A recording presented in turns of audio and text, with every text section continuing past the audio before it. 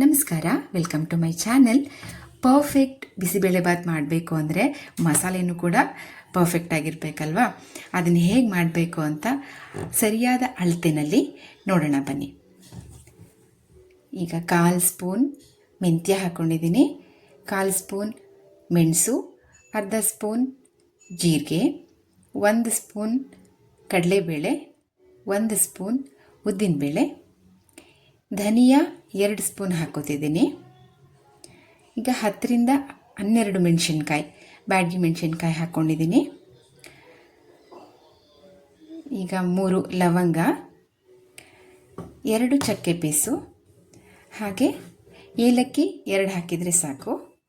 ಕೊಬ್ಬರಿ ತುರಿ 2 ಚಮಚ, ಒಣ ಕೊಬ್ಬರಿ ತುರಿ. ಈಗೆಲ್ಲ ಮಸಾಲೆ ರೆಡಿ ಮಾಡ್ಕೊಂಡಿದ್ದೀನಿ. ಯಾವ ಪದಾರ್ಥ ಆದಮೇಲೆ ಯಾವುದನ್ನ ಉರಿಬೇಕು ಅನ್ನೋದು ಮುಖ್ಯ ಆಗುತ್ತೆ ಇಲ್ಲಿ. ಬನ್ನಿ ಫ್ರೈ ಮಾಡೋಣ. ಈಗ ಒಲೆ ಹತ್ತಿಸ್ಕೊಂಡು ಪ್ಯಾನ್ ಇಟ್ಕೊಂಡಿದ್ದೀನಿ. ಅದಕ್ಕೆ 1 ಸ್ಪೂನ್ ಆಯಿಲ್ ಸಾಕು. ಆಯಿಲ್ ಹಾಕ್ಕೊಂಡು ಅದು ಸ್ವಲ್ಪ ಬಿಸಿ ಆದಮೇಲೆ ಮೊದಲನೇದಾಗಿ ಮೆಂತ್ಯ ಹಾಕೋತೀನಿ, ಆಮೇಲೆ ಉದ್ದಿನಬೇಳೆ, ಆಮೇಲೆ ಕಡಲೆಬೇಳೆ, ಮೆಣಸು, ಜೀರಿಗೆ,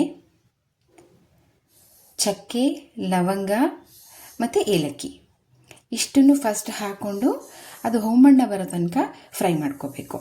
ಅದು ಮೀಡಿಯಮ್ ಉರಿ ಇರಬೇಕು. ಉರಿ ಜಾಸ್ತಿ ಆದರೆ ಬೇಗ ಸೀದೋಗ್ಬಿಡುತ್ತೆ ಎಲ್ಲ.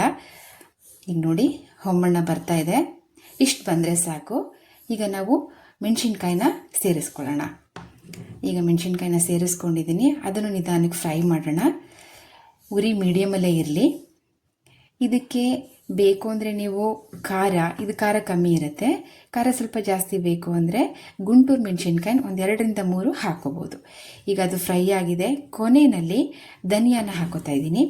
ಧನಿಯಾ ತುಂಬ ಸಾಫ್ಟ್ ಇರೋದ್ರಿಂದ ಅದು ಬೇಗ ಸೀದ್ಬಿಡುತ್ತೆ, ಅದರಿಂದ ಕೊನೆಯಲ್ಲಿ ಹಾಕೋತೀವಿ. ಈಗ ಇದನ್ನು ಫ್ರೈ ಮಾಡೋಣ.